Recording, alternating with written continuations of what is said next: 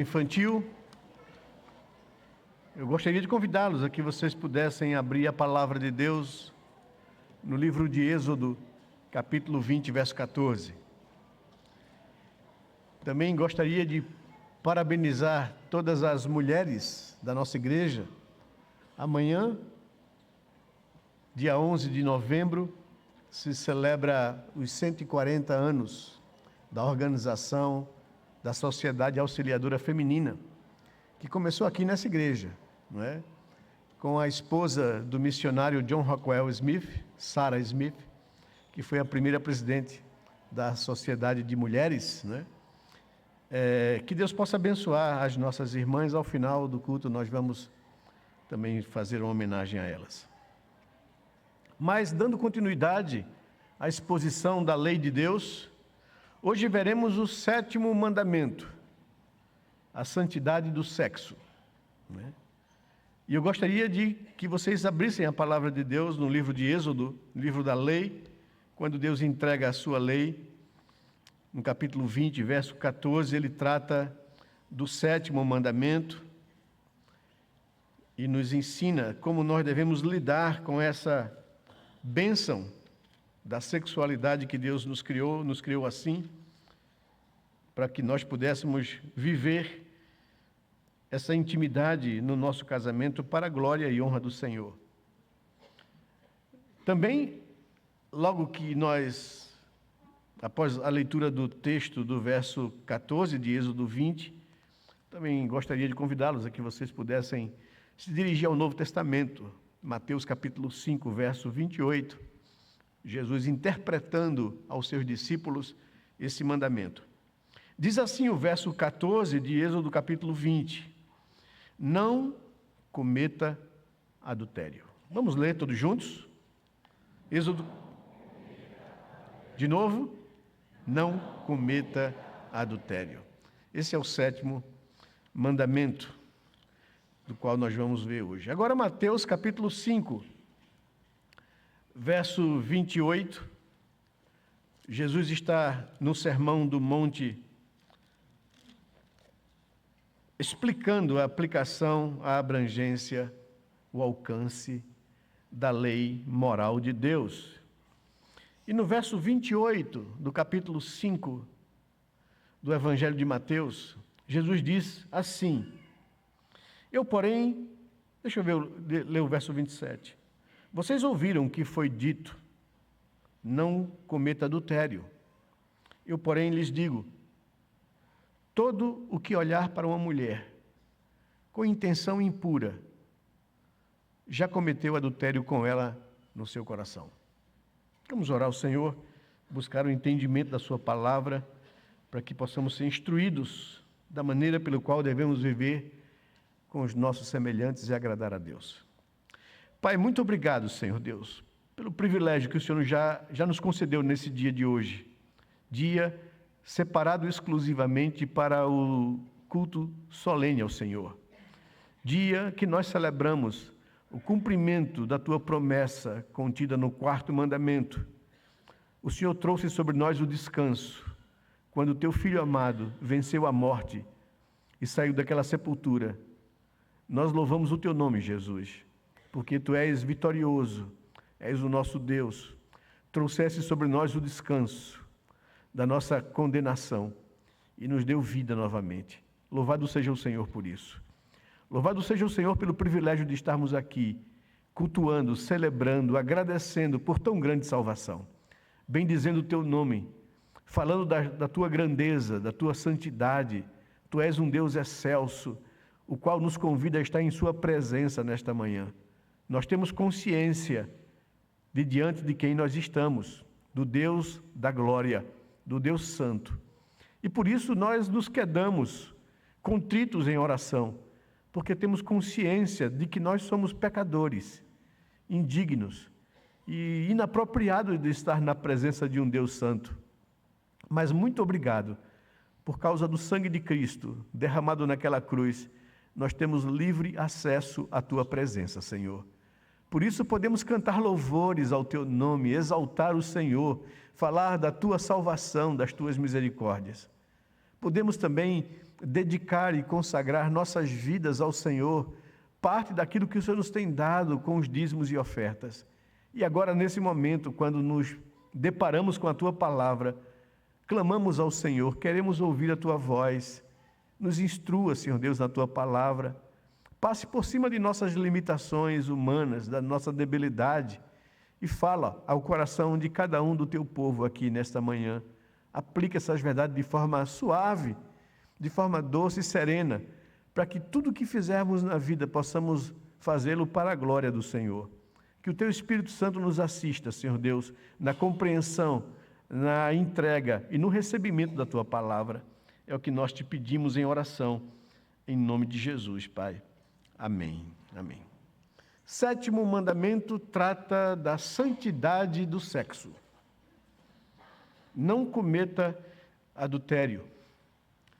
Todo aquele que olhar para uma mulher com intenção impura, no coração já cometeu adultério com ela. É a afirmação da palavra de Deus. Estamos estudando a lei moral de Deus, os 10 mandamentos. Ela é a regra para se obter uma vida feliz, uma vida bem-sucedida. É o que nos ensina o Salmo 1, versos de 1 a 3. Que feliz e bem-aventurado é o homem que não anda no conselho dos ímpios, não se detém no caminho dos pecadores, nem se assenta à roda dos escarnecedores. Antes, o seu prazer está na lei do Senhor, e na sua lei medita dia e noite. Ele será bem-sucedido em tudo que realizar. É o que nos diz a palavra de Deus. Deus nos deu a sua lei porque Ele nos ama e não quer que estraguemos as nossas vidas. Por ela, Ele nos mostra como alcançar a felicidade. É isso que Josué, no capítulo 1, no verso 8, fala ao povo. Medite na lei de Deus dia e noite, e tenhas cuidado de aplicar à sua vida todos os seus princípios. Então, você será próspero e bem-sucedido em tudo o que você fizer na vida. Mas, além disso, Tiago chama a lei de Deus de lei de liberdade. Em Tiago capítulo 1, verso 25. É pela observação de seus preceitos que o homem é liberto da escravidão do pecado. Foi o próprio Jesus que nos disse que conheceríamos a verdade, e a verdade nos libertaria da ignorância, da escravidão, do pecado. Ele orou ao Pai para que fôssemos santificados na verdade e afirmou: a Tua palavra é a verdade, Senhor. Por fim, é pela observação e obediência à lei de Deus que podemos demonstrar que o amamos. João 14, 21, Jesus disse que aquele que tem os meus mandamentos e os guarda, os observa, esse é o que me ama. Até aqui, no estudo da lei de Deus, aprendemos que a primeira tábua da lei trata dos 4 primeiros mandamentos. Ela contém os nossos deveres para com Deus. Nessa primeira tábua, o Senhor estabeleceu o padrão de nosso relacionamento com Ele. Ali, encontramos todas as orientações de como Deus quer que convivamos com Ele e prestemos o culto que lhe é devido. Nos últimos estudos, entramos na segunda tábua da lei, que contém 6 mandamentos. E esses mandamentos tratam dos nossos deveres para com o ser humano. Na segunda tábua, o Senhor estabelece o padrão de nosso relacionamento com nossos semelhantes. Nela, encontramos todas as orientações de como Deus quer que convivamos uns com os outros. Vimos já no 5º mandamento, honrar pai e mãe, que diz respeito a como devemos lidar com o princípio de autoridade estabelecido por Deus. Isso para o bem-estar do ser humano, no convívio e nas suas relações em família, na igreja e no Estado. Vimos também que o 6º mandamento, não cometa assassinato, trata do valor da vida humana, criada à imagem de Deus. Esse mandamento tem por objetivo proteger e preservar a vida humana. Ele nos ensina a respeitar a vida do nosso semelhante, visto que ele carrega em si a imagem de Deus. Aprendemos até aqui isso. Agora, somos convidados a avançar na compreensão da segunda tábua da lei. Vamos buscar entender o 7º mandamento: não cometa adultério.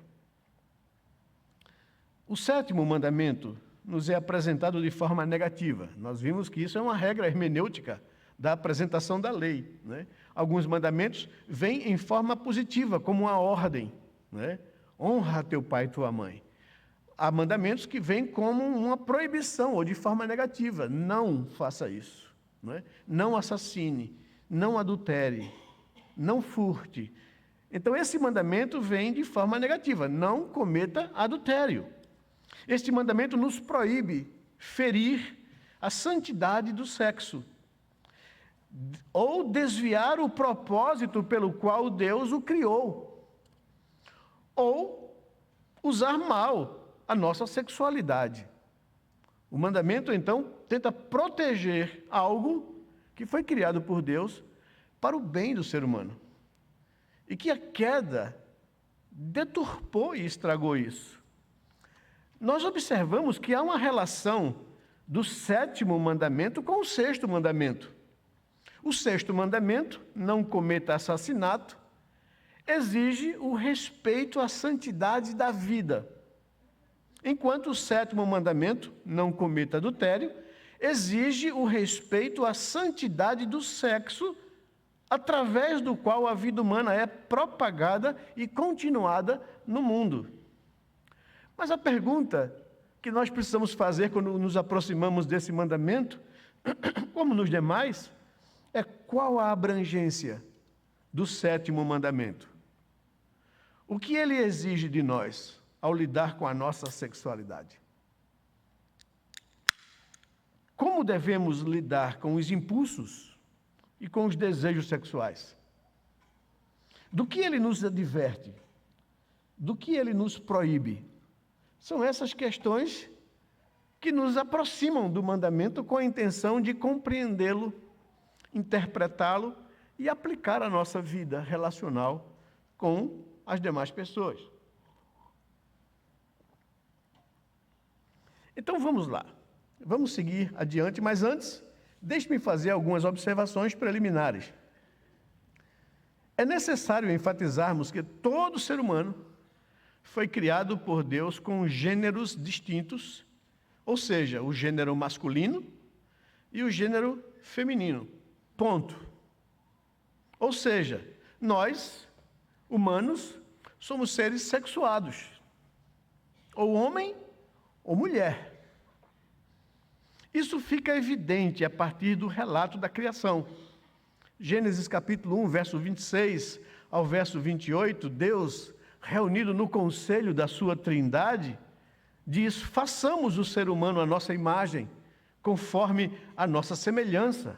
Assim Deus criou homem e mulher, e os abençoou, e lhes disse: sejam fecundos, multipliquem-se e encham a terra. Então vemos na criação a intenção do Criador ao criar o ser humano com gêneros distintos, homem e mulher, para que eles pudessem se unir na intimidade e gerar uma nova vida, multiplicando-se e enchendo a terra. Eles foram criados por Deus com impulsos e desejos sexuais. E esses impulsos e desejos, bem como a sua devida satisfação, não é algo errado ou pecaminoso. Gênesis 2, 24 e 25 nos diz que por isso, porque Deus os criou assim, homem e mulher, o homem deixa pai e mãe, se une à sua mulher, tornando-se os dois uma só carne. O verso 25 de Gênesis 2 diz que, ora, um e outro, o homem e a sua mulher, estavam nus e não sentiam vergonha. Então era algo natural, algo puro, algo santo, criado por um Deus puro e santo para o bem do ser humano. Porém, nós sabemos, a queda afetou e corrompeu a sexualidade. Isso fica claro na resposta de Adão a Deus após a desobediência e a queda.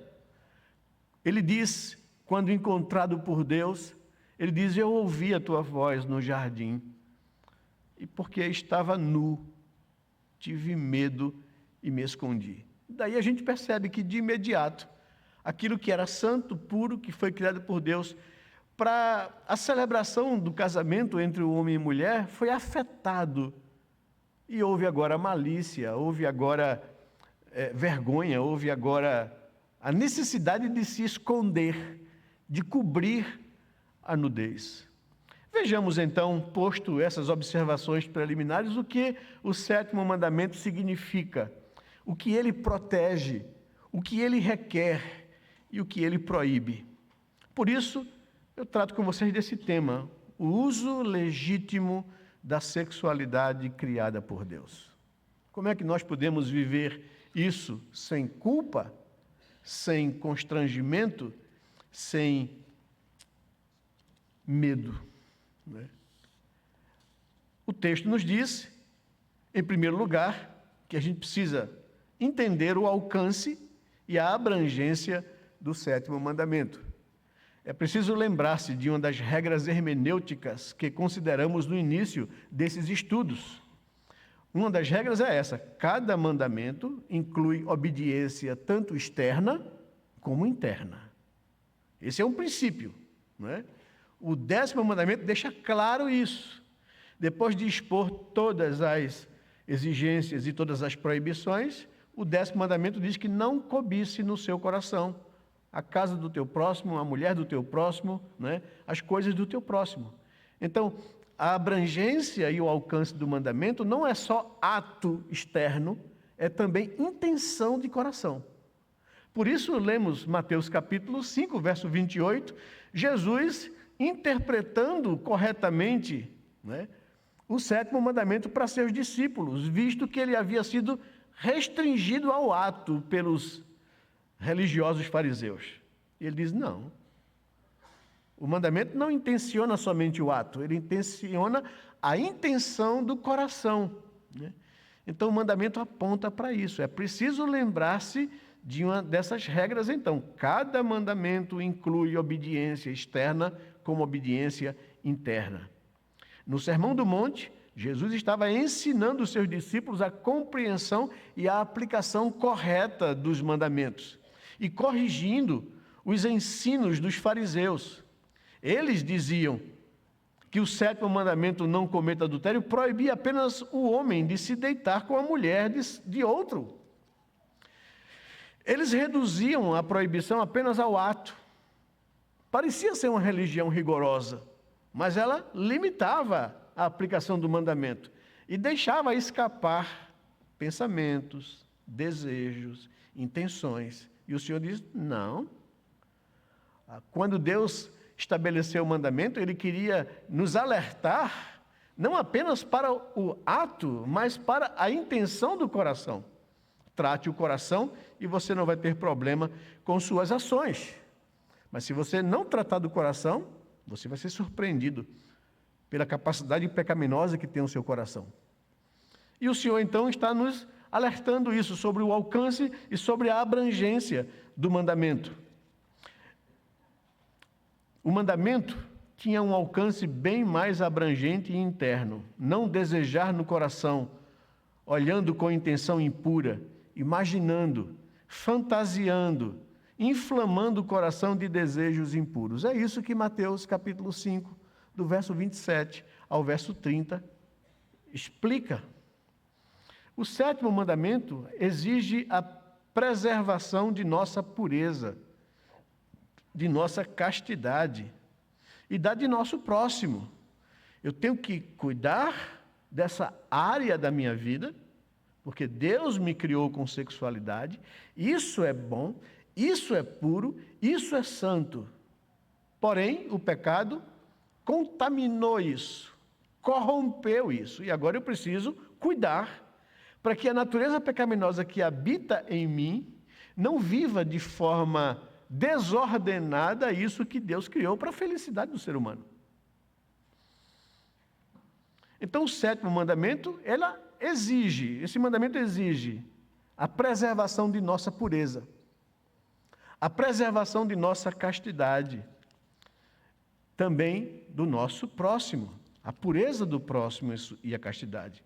E isso não somente em atos, mas no pensamento, coração, nas palavras e na conduta. O salmista, no Salmo 119, verso 9 e verso 11, nos diz o seguinte, que de que maneira poderá o jovem guardar puro o seu caminho? E ele responde, observando a tua palavra. Guardo no coração a tua palavra para não pecar contra ti. É isso que diz o Salmo.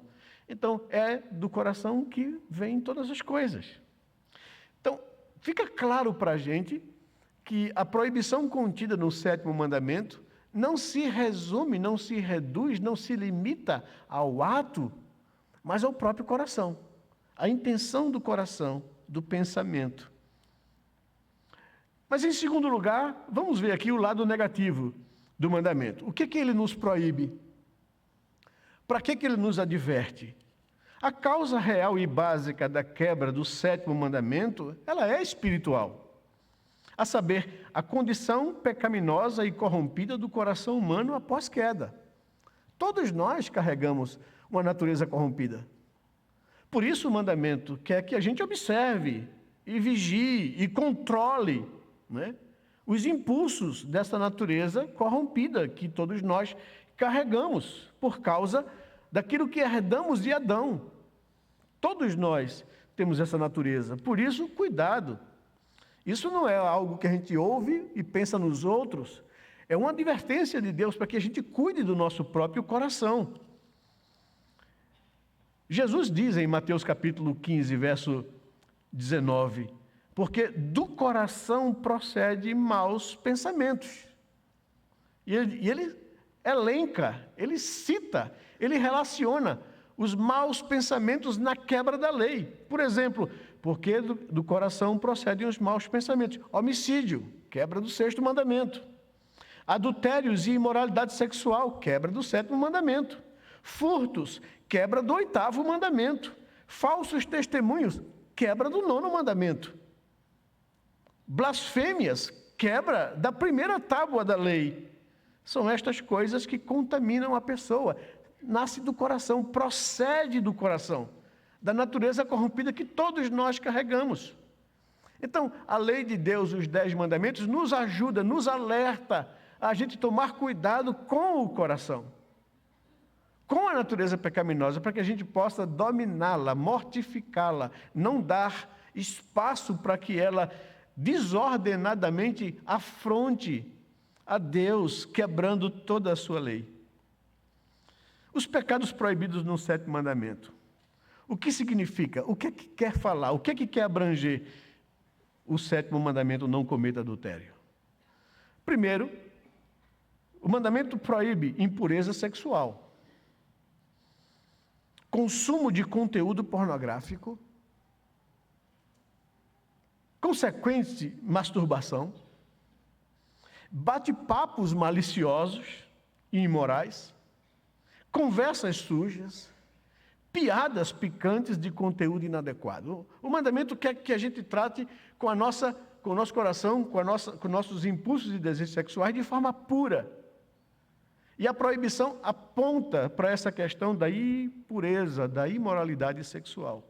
Isso pode ser cometido ou quebrado por solteiros, casados, qualquer pessoa. Jovens, velhos, qualquer pessoa. Porque todos nós temos que lidar com isso agora, pós-queda. Escrevendo aos Efésios, capítulo 5, verso 3 a 5, Paulo diz assim, que a imoralidade sexual e toda impureza não seja nem sequer mencionada entre vocês, como convém a santos. Não usem linguagem grosseira, Não digam coisas vulgares ou indecentes, pois isso não convém. Saibam disso, nenhuma pessoa imoral e impura tem herança no reino de Deus. Efésios capítulo 5, verso 3 a 5. E mais, capítulo 4, verso 29 da mesma carta aos Efésios, Paulo diz: não saia de sua boca nenhuma palavra suja. Jesus, em Mateus capítulo 5, verso 30, diz que se a tua mão leva você a tropeçar ou a pecar, corte-a.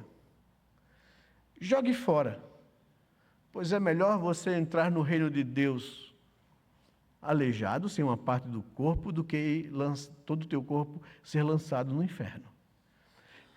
Evidentemente que isso é uma linguagem figurada para dizer você tem que ser radical no tratamento quando o pecado surge no teu coração.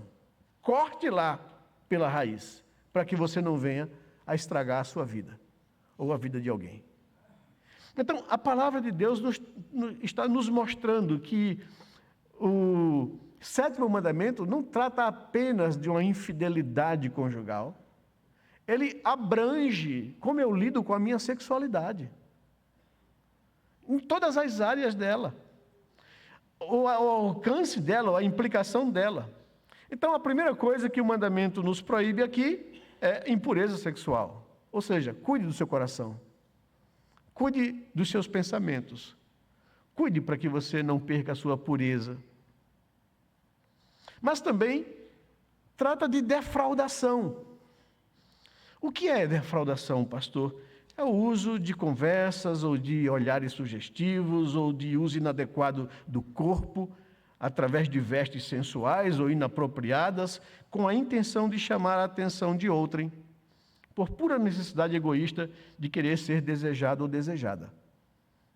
É o brincar com a sexualidade ou com os impulsos das pessoas. Se eu sei que o corpo feminino, o caso que está aqui, é algo que Deus criou de forma bela e artística, e que Deus criou a natureza masculina, né, com o impulso de desejar uma mulher, e a mulher, sabendo disso, usa da sua sensualidade, do seu corpo, para atrair a atenção e se sentir desejada, porque isso lhe autoafirma, que não tem intenção nenhuma de absolutamente nada, se não chamar a atenção para si. Isso é pecado da quebra do sétimo mandamento, isso é defraudação, é despertar em outra pessoa alguma coisa que eu não posso ou não tenho intenção de levar a cabo. Então, o mandamento trata disso. Paulo, escrevendo a Timóteo, pastor em Éfeso, lá na primeira carta, no capítulo 2, no verso 9, ele diz que as mulheres, em traje decente, se vistam com modéstia e com bom senso. Escrevendo aos Tessalonicenses, na primeira carta, capítulo 4, verso 6, Paulo diz que neste assunto, ninguém ofenda, nem defraude o seu irmão, porque conta todas essas coisas, como já havíamos avisado e testificado a vocês. O Senhor é o vingador. Ele conhece o coração, ele conhece as intenções. Mateus capítulo 5, verso 29, Jesus diz que se o teu olho leva você a pecar, arranque-o, jogue fora. Ele está dizendo, trate com radicalidade. E é por isso que o justo Jó, a Bíblia diz que não houve na terra nenhum homem como ele que temesse a Deus. E Jó diz, eu fiz uma aliança com os meus olhos, de não olhar com cobiça para as moças. Veja, se esse homem, que Deus testemunha, que era um homem temente a Deus e zeloso, e que andava de forma reta diante de Deus, sabe do coração dele, a ponto de, eu fiz um voto com os meus olhos, de não colocá-lo sobre nenhuma mulher com cobiça, porque ele sabe da intenção e da natureza pecaminosa do seu coração. Se Jó, que era um homem assim, teve que fazer um voto, uma aliança com seus olhos, imagina eu e você. Então, defraudação, alimentar a intenção, despertar o desejo de outras pessoas com o fim de me sentir desejada, cobiçada, o cobiçado, desejado e amado. Isso quebra o 7º mandamento, ele proíbe isso. Mas o 7º mandamento alcança também e proíbe a fornicação, que é a relação sexual praticada por pessoas solteiras antes ou fora de um compromisso de casamento, ou ainda namoros permissivos e defraudadores. Escrevendo aos Tessalonicenses, no capítulo 4, a primeira carta, verso 3 a 5, Paulo diz: pois a vontade de Deus é a santificação de vocês, que vocês se abstenham da imoralidade sexual, que cada um de vocês saiba controlar o seu corpo em santificação e honra, não com desejos imorais como os descrentes que não conhecem a Deus. Veja como é clara a palavra de Deus do cuidado que nós temos que ter com o nosso corpo, com a nossa sexualidade. Escrevendo a Timóteo na 2ª carta, dando um conselho particular e pessoal ao jovem pastor Timóteo, ele diz: Timóteo, fuja das paixões da mocidade. Siga com aqueles que de coração puro invocam o Senhor. Observe, junte-se com pessoas que têm essa mesma consciência, esse mesmo zelo e cuidado com a sua própria vida em manter a sua pureza e a sua castidade, tanto na mente como também na vida, na conduta. Paulo escreve a carta aos Coríntios, no capítulo 7, no verso 9, tratando sobre o controle dos impulsos, ele diz: mas se alguém não consegue se dominar no que tange a questão dos seus desejos e impulsos sexuais, que se case. Porque é melhor casar do que viver ardendo em desejos. Então, aqui Paulo aponta: o casamento foi estabelecido por Deus para ser satisfeito os impulsos e os desejos sexuais de forma lícita diante de Deus. Se você, solteiro, se você, namorando, não consegue se conter, case-se, para que você não venha a incorrer na quebra desse mandamento. É isso que Deus nos ensina e a palavra de Deus nos orienta. Então, veja, e além da fornicação, além da defraudação, além da pureza, o estupro também é condenado. E o estupro é agressão e violência sexual, relação sexual feita à força, sem consentimento ou fora de uma relação de compromisso de casamento, ou até mesmo dentro do casamento. Se é feito dessa forma, sem consentimento e com violência. Se um homem, diz Deuteronômio capítulo 22, verso 28 e 29, se um homem pegar uma moça virgem solteira e violentá-la e for pego, ele será obrigado a fazer reparação pagando um elevado dote. Porque desonrou, agrediu, feriu a outra pessoa. O 7º mandamento condena ou proíbe o adultério, que são relações sexuais entre pessoas casadas ou com alguém que não seja seu cônjuge. A quebra da exclusividade que a aliança do casamento envolve e requer. Deuteronômio 22, 22 nos diz que se um homem for encontrado deitado com uma mulher que tem marido, ambos devem ser mortos. Assim se eliminará o mal em Israel. O que Deus está tentando fazer com a lei tão dura como essa é proteger o casamento. É proteger a santidade da sexualidade criada por Ele para ser vivida numa relação de casamento. Então, no Antigo Testamento, a quebra da aliança, da exclusividade, né, era punida de forma muito radical para proteger o casamento. Por isso, diz Gênesis capítulo 2, verso 24, o homem deixa pai e mãe, se une à sua mulher, tornando-se os dois uma só carne. Eles são uma só carne agora, e nessa aliança de exclusividade não cabe intrusos ou terceiros.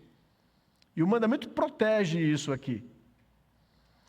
Lá em Malaquias capítulo 2, verso 14, há uma advertência de Deus através da boca do profeta ao povo de Israel, Diz: o Senhor foi testemunha da aliança entre você e a mulher da sua mocidade, a quem você foi infiel, sendo ela a sua companheira e a mulher da sua aliança.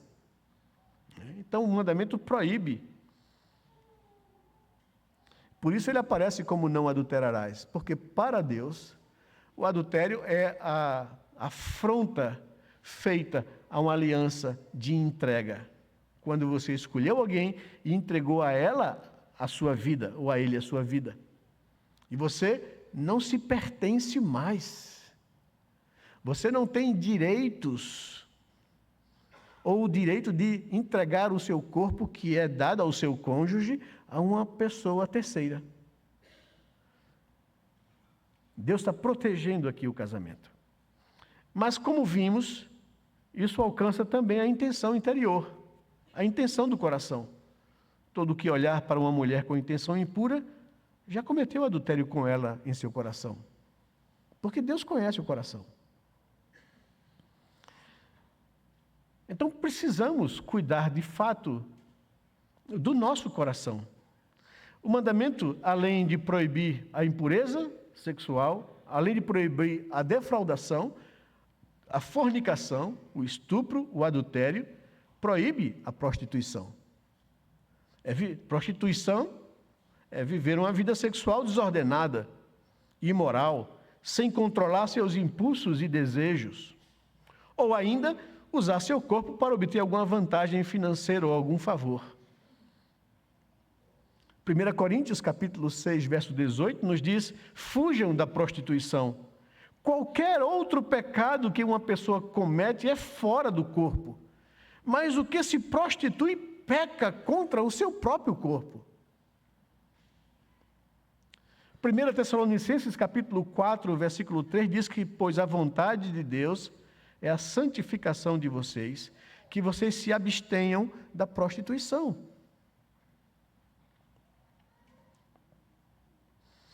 Então, pessoas podem viver uma vida prostituída, que vivem o impulso e o desejo sexual de forma desordenada. Não pense que prostituição é feita apenas pela prostituta ou pelo prostituto. Se eu vivo a minha solteirice de forma desordenada, eu prostituo o meu corpo. Também proíbe esse mandamento o incesto, casamento ou relação sexual entre pessoas com laços familiares. A gente vê o caso que aconteceu na igreja em Corinto.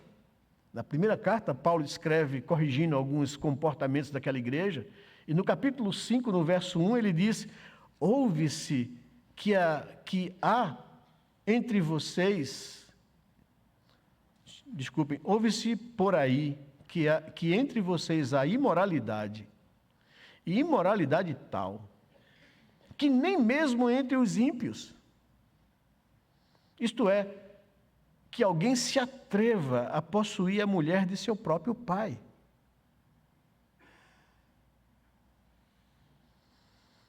Levíticos 18, 6 a 18, Levíticos 20, de 1 a 21, fala da relação de parentesco que Deus proíbe casamentos. Nenhum homem se aproximará de qualquer parenta próxima para ter com ela relações sexuais. E aí, se você quiser ir lá, porque a gente não vai ter tempo para isso aqui, você vai ver a lista de parentes dos quais a Bíblia proíbe qualquer tipo de casamento.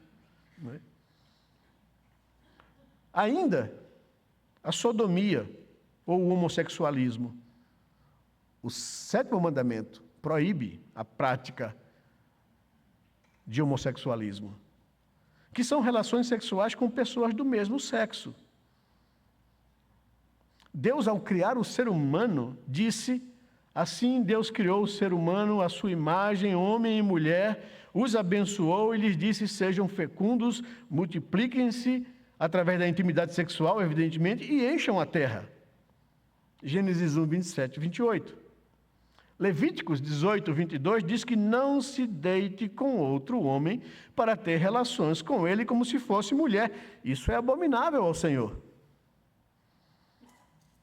E Paulo, escrevendo aos Romanos, é o texto talvez mais claro e evidente, ele diz que a ira de Deus se revela do céu contra toda a impiedade e injustiça dos seres humanos. Por isso, Deus os entregou à impureza pelos desejos de seus corações, para desonrarem o seu corpo entre si. Deus os entregou a paixões vergonhosas, porque até as suas mulheres trocaram o modo natural de suas relações íntimas por outro contrário à natureza.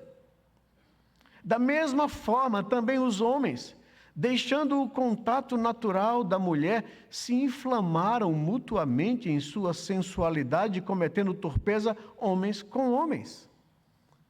É o que diz a palavra de Deus na carta aos Romanos, no capítulo 1, no verso 24, no verso 26 e no verso 27.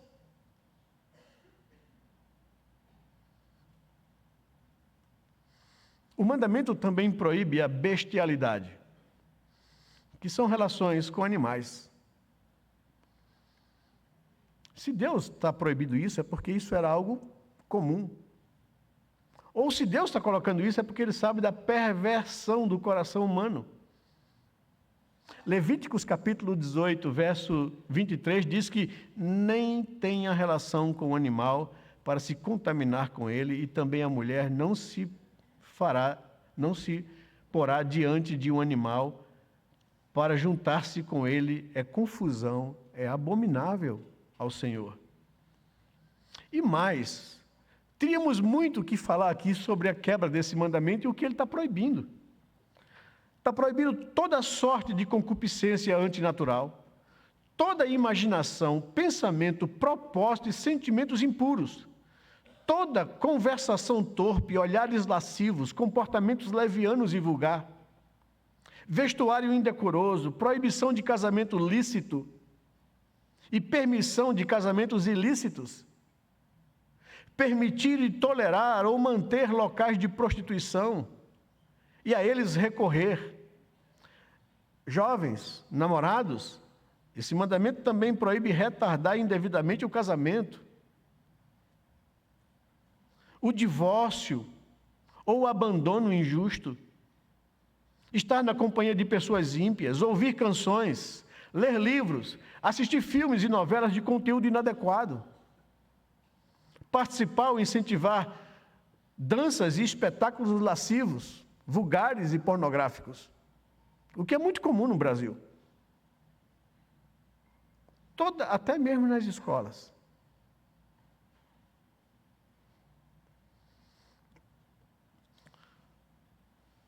Ou seja, todos os demais estímulos à impureza, o mandamento proíbe, adverte, chama a nossa atenção de como nós devemos lidar de forma saudável com a nossa sexualidade.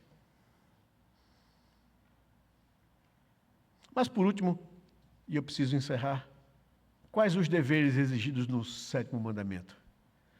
Como vimos, esse mandamento trata da santidade da sexualidade dada por Deus ao ser humano. Por isso, neste mandamento, Deus procura preservar e proteger a pureza do sexo. Por isso, esse mandamento exige e requer de todo ser humano que, primeiro, preserve sua própria pureza e castidade no corpo, na mente e no coração. Ou seja, fuja das paixões da mocidade. Siga com aqueles que de coração puro invocam o Senhor. Porque vocês sabem quantas instruções demos a vocês da parte do Senhor Jesus, diz Paulo aos Tessalonicenses. Pois a vontade de Deus é a santificação de vocês, que vocês se abstenham da impureza sexual, que cada um de vocês saiba controlar seu corpo em santificação e honra, não com desejos impuros, como os ímpios que não conhecem a Deus, pois Deus não nos chamou para a impureza, e sim para a santificação. E quem rejeita isso, não rejeita a homens, mas a Deus. Então Deus quer que a gente preserve a nossa pureza e a nossa castidade na mente e no coração. Deus requer a vigilância dos olhos, como nós vimos aqui. Todo o que olhar para uma mulher com intenção impura já cometeu adultério com ela em seu coração. Então controle os olhos. Faça como Jó. Faça uma aliança com os seus olhos de não olhar com cobiça para uma mulher. Pode cobiçar a sua, mas não a de outrem. Se o seu olho leva você a pecar, arranque e o jogue fora. Pois é melhor você perder uma parte do seu corpo do que ter o corpo inteiro lançado no inferno. E claro, eu fico preocupado, porque as pessoas podem fazer um corte disso que eu estou falando e dizer, o pastor está mandando o pessoal se mutilar, não é? Está ensinando isso. Não, Jesus está tratando disso com... O que ele quer dizer é, trate com radicalidade quando o pecado surgir no seu coração. Corte lá, porque se você não cortar lá, você vai cometer. Se você não tratar aqui, você vai se ferir e ferir outras pessoas. Mas também, a Bíblia diz que a gente deve, então, evitar todas as ocasiões, tentações e práticas que tendam a levá-lo a cometer pecado. Gênesis 39, verso 10, nos diz que ela falava com José, a mulher de Potifar, ela falava com José todos os dias, mas ele não lhe dava ouvidos, recusando-se a ir para a cama com ela e a ficar perto dela. José, escapava, corria, né? Porque a mulher de Potifar era perigosa. Botou os olhos nele, queria ele. E todos os dias, diz o texto, ela o assediava. E ele fugia. Então, seja covarde, homem, fuja. Não se coloque numa situação onde você vai correr, porque você tem impulso sexual, porque você tem desejos, né? E se você não souber colocar limites para eles, você vai incorrer desse pecado. Isso não tem idade. A gente viu esses últimos dias um grande pregador, um homem de Deus,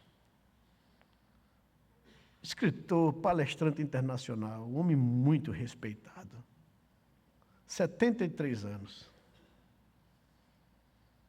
Teve que ser afastado do ministério porque se deixou envolver sentimentalmente por uma mulher que não era sua. Ninguém está ileso disso. Por isso, o mandamento, cuide do coração. Porque é de lá que procede os maus desígnios. Cuide do coração. Evite ocasiões, tentações que tendam a levar você a cometer pecado. Fuja. Feliz é aquele que não anda no conselho dos ímpios, não se detém no caminho dos pecadores, nem se assenta na roda dos escarnecedores. Mas é dever também o cuidado e a decência na maneira de como se vestir. E aqui deixe-me falar a vocês, mulheres. Deus desenhou vocês de forma muito atrativa e bela aos olhos dos homens. E Deus fez isso não para o mal, mas para o bem. Mas não use isso para se autoafirmar. Não use o seu corpo para chamar a atenção de outras pessoas, para se sentir uma pessoa desejada. Não faça isso, a não ser para o seu marido. Tenha cuidado disso. A Bíblia nos diz isso, que as mulheres em traje decente se vistam com modéstia e bom senso. O ser humano masculino, ele é despertado sexualmente pelos olhos, por aquilo que ele vê. Então, por isso Paulo está dizendo, mulheres, tenham bom senso na maneira com que vocês se vestem, para que vocês não despertem nos seus irmãos desejos que não são lícitos. Cuidem disso, cuidem do seu corpo, cuidem da maneira com que vocês se vestem com trajes decentes, vistam-se com modéstia e bom senso. E escrevendo aos Coríntios, um princípio geral que se aplica a isso, capítulo 10, verso 31 da primeira carta, portanto, se vocês comem ou bebem ou fazem qualquer outra coisa, façam tudo para a glória de Deus. né? Então, é simples. Quando você for sair de casa, passa no espelho. Olha para o espelho. Olhe para você. E diga assim, será que eu vou glorificar a Deus com a minha veste? Se for glorificar a Deus, então pode sair com a consciência tranquila. Você não vai colocar ninguém sob risco ou tentação. Em quinto, é dever da manutenção do amor conjugal.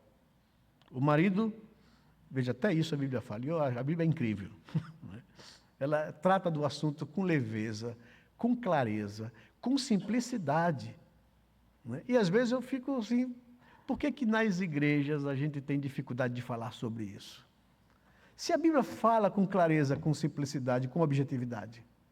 Paulo escreve aos Coríntios e fala sobre o dever da manutenção do amor conjugal entre um homem e uma mulher, para que não haja brechas de tentação de olhar para fora. E escrevendo lá no capítulo 7 da primeira carta, no verso 3 e no verso 5, ele diz assim, o marido conceda à sua esposa o que lhe é devido, ou seja, o prazer que lhe é devido. De igual modo, a esposa a seu marido. Não se privem um ao outro. Ou seja, vocês se casaram, agora vocês têm obrigação e responsabilidade de satisfazer sexualmente um ao outro. Deus criou a gente com desejo, com impulso sexual, para ser satisfeito numa relação de casamento. Então, vivam isso, celebrem isso, satisfaçam um ao outro. E aqui ensina aos maridos, não sejam egoístas. Você chega lá com muita rapidez. Objetive ela. A sua postura como marido é satisfazer a sua esposa. De igual modo, a esposa satisfazer o seu marido. Ninguém sai perdendo. E ninguém deixa a brecha aberta para que o outro ou a outra procure fora da relação do casamento. Por último, o dever e a manutenção do casamento. Óbvio e claro, esse mandamento está protegendo o casamento, a manutenção do casamento. Mateus capítulo 19, verso 4 a 6 diz, vocês não leram quando Jesus foi questionado pelos religiosos fariseus, se era lícito ao homem se separar da sua mulher por qualquer razão. E a resposta de Jesus é, vocês não leram que o Criador desde o princípio os fez homem e mulher, e que disse, por isso o homem deixará seus pais e se unirá à sua mulher, ou à mulher escolhida por ele, tornando-se os dois uma só carne? De modo que já não são mais dois, porém uma só carne.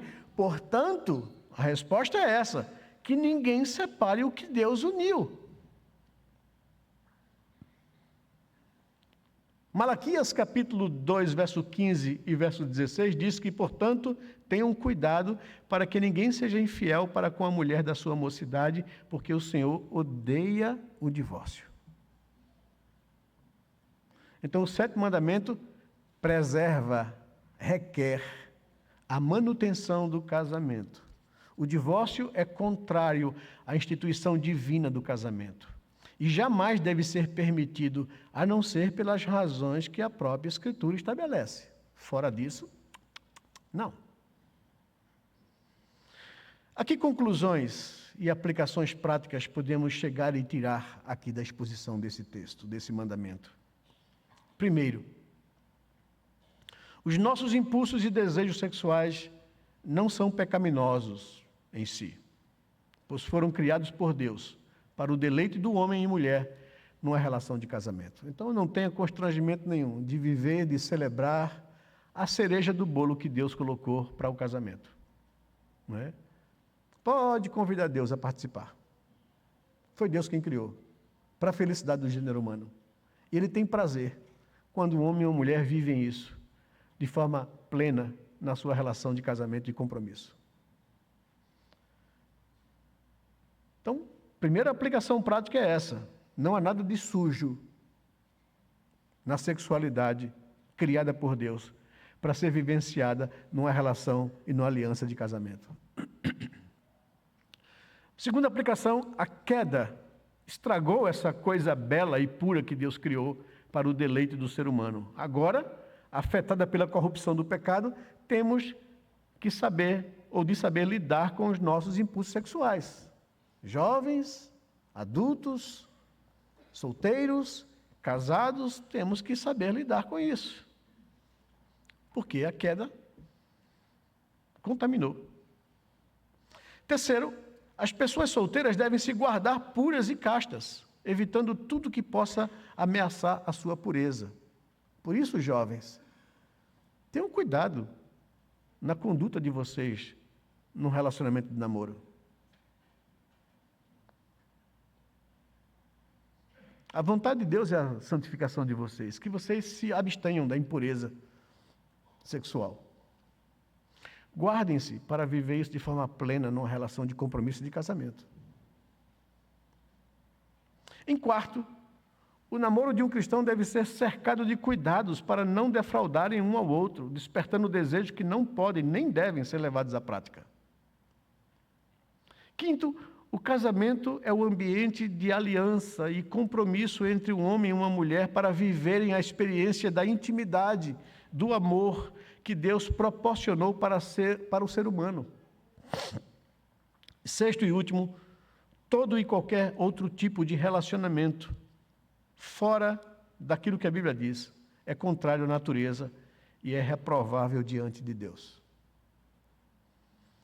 Nossa oração e desejo é que Deus abençoe vocês, casados, que vocês vivam,